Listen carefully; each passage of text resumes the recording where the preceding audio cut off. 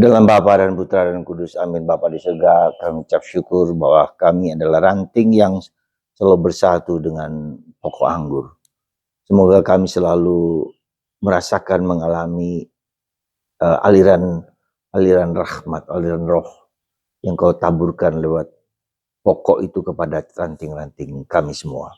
Bantu kami ya Bapa untuk menghasilkan buah yang manis, yang segar di dalam hidup kami. Terpujilah namamu kini dan sepanjang segala masa. Amin.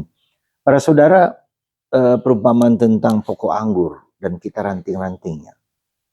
Apa ini maknanya? Saya selalu bertanya apa maknanya dan apa artinya bagi kita zaman sekarang.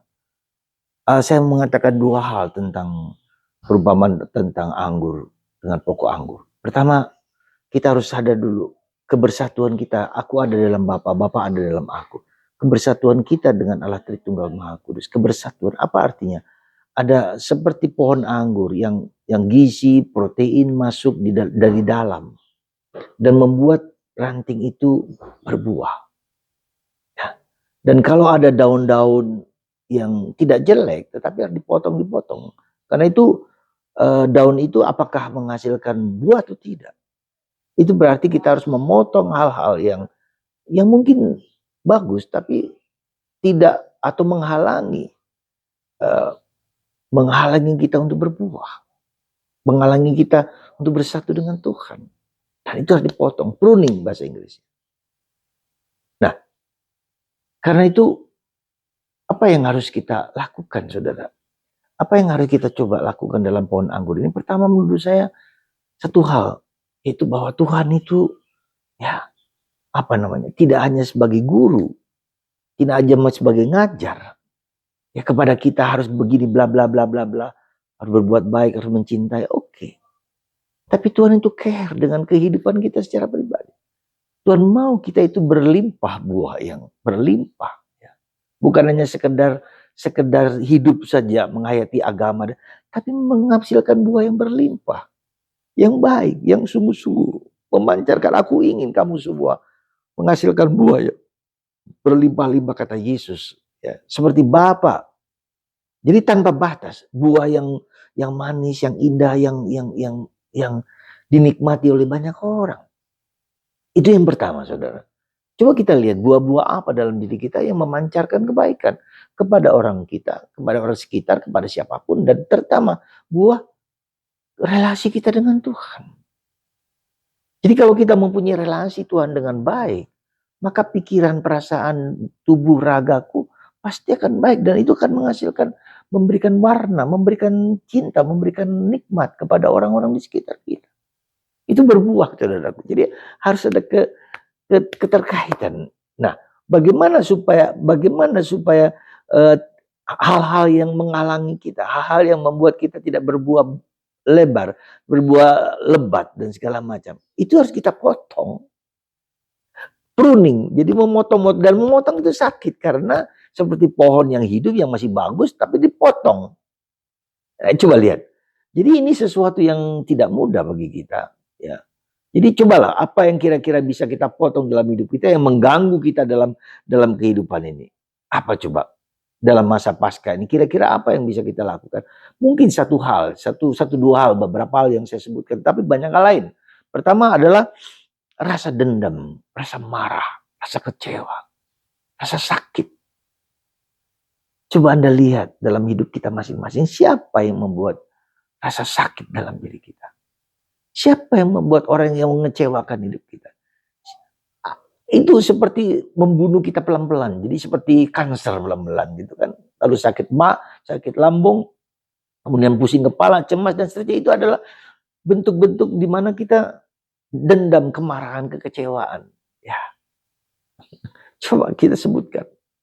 Lihatlah dari 10 hal itu berapa ada orang-orang yang selalu membuat kita kecemas, membuat kita mangkel, membuat kita kecewa. Coba perhatikan.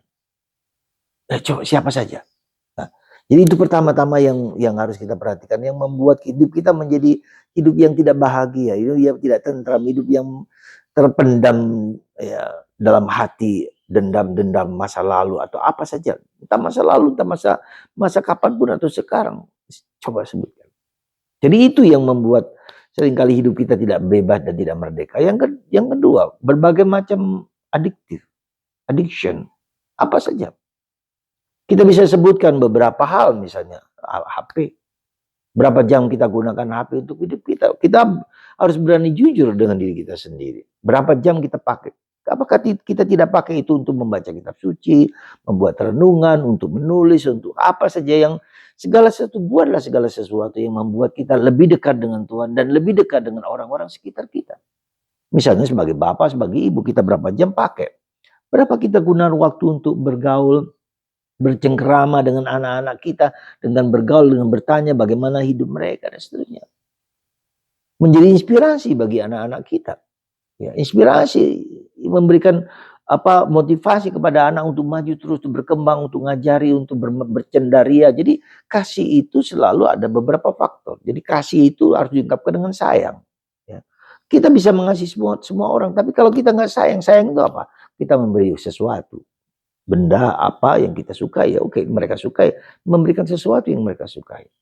Ya, seperti itu misalnya. Kemarin ada seorang ibu bercerita tentang suaminya yang memperhatikan keponakannya yang sakit autis. Ya. Lalu si suami ini begitu perhatian kepada anak ini sampai bertanya, kamu mau apa dek? Mau minta apa? Coba yang diminta apa? Paling kaos yang bergambar Ipin dan Ipin gitu, coba lihat. Dan dia mencari di YouTube bagaimana mencari, dan itu bukan gampang gitu loh. Tapi dia perhatian pada orang yang sakit autis ini, memberikan sesuatu. Kita juga memberikan sesuatu yang sungguh-sungguh dibutuhkan. Yang kedua, memberikan afirmasi. Afirmasi itu apa ya? Ketika orang itu melakukan sesuatu yang baik, kita teguhkan, kita kuatkan, bagus, teruskan, mantap, inspirasi, jalan terus, inspirasi, peneguhan. Jangan hanya yang negatif, kamu begini, kamu goblok, kamu gini, bukan. Tapi yang positif, inspirasi. Ya. Nah, jadi harus ada sesuatu, sekali lagi harus ada apresiasi, informasi, ya, inspirasi dan segala macam, memberikan suatu idealisme kepada anak-anak, memperhatikan ideal-ideal kehidupan. Kamu harus macam begini, itu juga sesuatu yang baik pada orang itu. Ya. Nah, jadi sekali lagi saudaraku terkasih, banyak hal. Jadi memberikan benda, memberikan afirmasi, memberikan inspirasi, meneguhkan, menguatkan, mengampuni, memaafkan, menerima, itu semua adalah hal-hal buah-buah dari buah-buah anggur yang lezat, karena kita bersekutu dengan Tuhan. Kita menjadi seperti Bapa, katakan Yesus, seperti Yesus. Nah, ketiga, kita ingat akan Yesus mengatakan, aku adalah pokok anggur. Ingatlah apa yang dikatakan Allah kepada Yahweh, siapakah engkau? I am who I am. Aku adalah aku. Jadi Tuhan kita itu Tuhan yang dekat dengan kita, yang menjadi bagian dari kita. Tuhan yang peduli dengan kehidupan kita, menjadi hidup yang abundance, yang berlimpah-limpah, bukannya berlimpah-limpah materi, berlimpah-limpah harta benda, bukan hanya itu. Boleh, itu penting dan perlu, tapi lebih daripada itu, berlimpah-limpah keutamaan dan kebaikan. Dan kalau ada sesuatu yang menghalangi itu, kita harus potong. Apa itu? Addiction, dan segala bentuk dosa lainnya. Kemarahan, kekecewaan, dendam. Jangan lupa. Semoga kita berani mengampuni orang lain. Memotong hal-hal yang tidak berkenan, yang menghambat pertumbuhan hidup kita. Tuhan berkati Anda semua. Bapa, Putra, dan Roh Kudus. Amin.